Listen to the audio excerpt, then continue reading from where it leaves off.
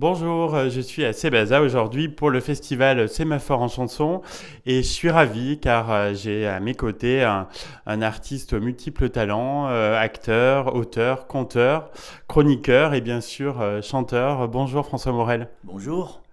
Donc j'ai choisi une très belle chanson pour ce Hit Story, Ce baiser, qui a été le premier extrait de votre album La vie, titre provisoire. Dans cette chanson, vous endossez l'habit sur mesure du romantique absolu. Ouais. Comment je l'ai écrite cette chanson-là? J'ai le souvenir qu'en fait j'ai écrite assez rapidement, presque à la suite. Je me souviens aussi que quand j'ai donné le texte à Antoine, il a changé l'ordre des strophes. Mais en tout cas, tout a été écrit. Il y a eu peu de changements, en tout cas à l'intérieur des strophes. Je me suis dit que quand je l'écrivais, j'avais le plaisir du gars qui fait au petit déjeuner ses mots croisés. Et je l'ai écrite un peu dans cette perspective et ce plaisir. C'est-à-dire qu'au moment où j'ai commencé le texte, je me suis dit, je peux aller jusqu'au bout et je suis sûr que c'est une chanson. C'est-à-dire essayer de tirer sur un fil et d'aller jusqu'au bout de cette histoire-là et de se servir presque je sais pas, du vocabulaire des notaires ou des choses comme ça, comme si c'était un objet en soi, ce baiser, et puis et qui a un fond en même temps extrêmement sensible et romantique, quoi. Le décalage entre les mots choisis et puis ce que ça raconte. Et donc c'est une chanson qui s'est écrite vite, contrairement à d'autres, notamment les chansons humoristiques. Souvent on met beaucoup de temps à les écrire pour trouver le ton exact et juste. Petit Jésus, tu m'as déçu. Par exemple, j'ai tourné beaucoup autour et heureusement qu'Antoine m'a aidé pour l'écrire et pour la finaliser.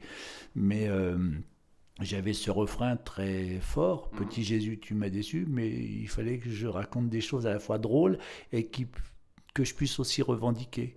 Alors que ce baiser, je l'ai écrit du début à la fin et c'était simple parce que c'était une seule idée. Et je pense que parfois dans les chansons, on a parfois tendance, en tout cas moi j'ai tendance parfois à compliquer et il faut aller au sens direct. Moi j'aime bien quand une chanson elle a juste une émotion, mais une émotion extrêmement forte qui puisse parler à tout le monde, quoi.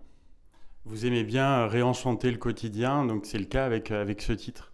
Ah ben je sais pas, ça m'échappe, mais en tout cas ça me plaît. Et il y a aussi beaucoup de malice dans ce baiser. Ouais, ouais, ouais, il y a aussi un peu d'autodérision sur la cataracte et les cheveux blanchis, et puis sur le fait que je l'ai caché quelque part sur moi et qu'il n'y a plus qu'à le trouver, ce baiser. Oui, c'est un peu coquin. C'est votre complice artistique Antoine Salaire qui l'a mis en musique. Oui, absolument.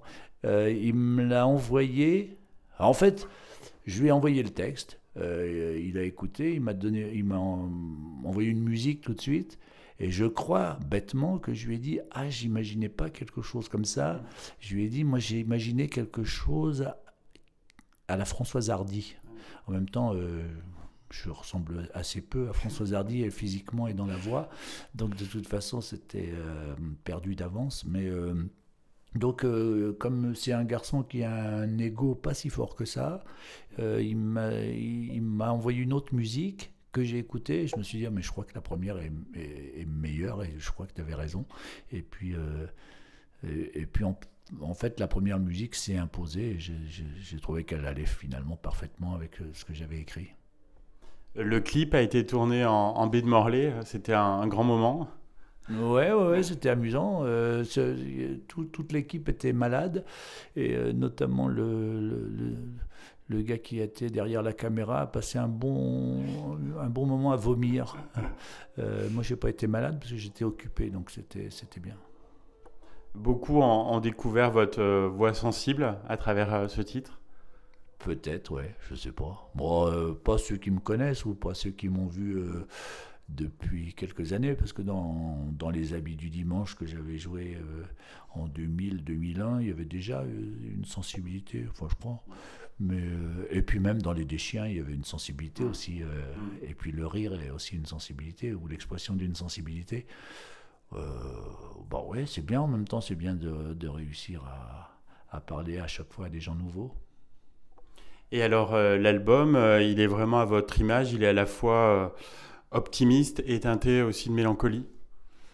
Ben oui, mais tout ça m'échappe. Peut-être, je pense que c'est ça aussi, mais je pense aussi que les chansons que j'aime, moi, ou les chansons qui m'accompagnent, c'est rarement des chansons rigolotes. J'aime bien écouter plutôt Barbara ou Léo Ferré ou Brassens ou je sais pas ou Vincent Delerme par exemple. Je trouve qu'il y a beaucoup de il y a une forme de mélancolie aussi chez Vincent Delerme ou chez Pierre Lapointe ou chez des gens comme ça. Et c'est plutôt ces chansons-là que j'ai envie d'écouter et de réécouter. Et alors, vous l'avez écrit cet album au lendemain des attentats de novembre 2015.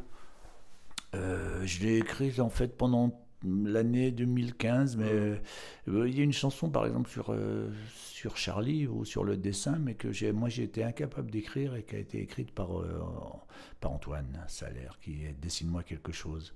Je suis très copain avec Patrick Peloux, et Patrick me dit il faudrait que tu écrives une chanson sur Camus, et j'y arrivais pas. Et c'est Antoine qui est plus doué que moi qui l'a faite.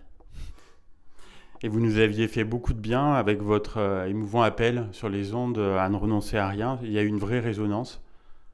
Oui, je m'en suis pas forcément rendu compte au moment où je l'ai proféré, mais on m'en parle très souvent, donc je sais que c'est quelque chose qui a consolé ou qui a apaisé un peu. Et c'est une chose aussi que je me disais à moi-même, parce qu'après, quand je l'ai vu réécrit, je voyais que c'était marqué ne renoncer EZ à rien, alors que moi, je l'ai mis ne renoncer ER à rien, c'est-à-dire que c'est une chose aussi que je me disais à moi-même. Il ne faut pas renoncer, il faut continuer à vivre et à défendre aussi les valeurs qui sont les nôtres. Absolument. Alors pour faire vivre cet album en récital, vous avez fait appel à votre amie, donc la chanteuse Juliette. Bah oui, parce qu'on avait déjà fait un spectacle avant qui s'appelait Le Soir des Lions avec à peu près la même équipe, sauf que là on a un musicien en plus qui est l'énigmatique Monsieur Ma, qui joue notamment du violoncelle, de la guitare et de la contrebasse. Et moi, j'avais envie qu'il y ait un violoncelle en plus à l'orchestre précédent. Bon, c'était tellement bien entendu sur le premier spectacle que j'avais envie de remettre le couvert avec la même équipe. Et on a une vraie complicité avec Juliette. J'aime beaucoup cette femme-là. D'abord, je l'admire parce qu'elle a une qualité d'écriture, de texte et de musique formidable. C'est une bonne femme qui déménage sur scène d'une façon extraordinaire. Et puis, c'est une bonne copine avec qui on rit et avec qui on passe du bon temps. Je pense que des fois, ce talent qu'elle a doit effrayer des gens. Et une fois, elle m'a dit je t'aime bien parce que je te fais pas peur. Et c'est vrai qu'elle me fait pas peur et qu'on est dans la complicité, l'humour et en même temps le boulot. Quand on se met au boulot, on se lance des idées. Par exemple, ça va vite avec elle. C'est-à-dire qu'il y a plein d'idées qui naissent. Et si une idée ne me semble pas bonne, je lui dis tout de suite, ou je l'essaie d'abord. Si ça ne marche pas, on en trouve une autre et immédiatement. Et il n'y a pas de. Voilà, c'est simple, quoi. Vous avez sorti début octobre le livre CD de La vie, titre provisoire. Le livre, pas CD. Ah ok, donc le livre. Pardon. Je crois qu'il y a les deux, livre CD. Oui, Pardon. où il y a pas mal de bonus assez sympas. Ouais. Oui, il y a un texte un peu, les coulisses du spectacle, comment il s'est fait aussi. Je parle des chansons, de l'ambiance de la tournée, etc. Et puis, c'est une façon aussi de rendre hommage à toute mon équipe, aux musiciens, aux techniciens, aux gens qui étaient au départ, à la création, etc.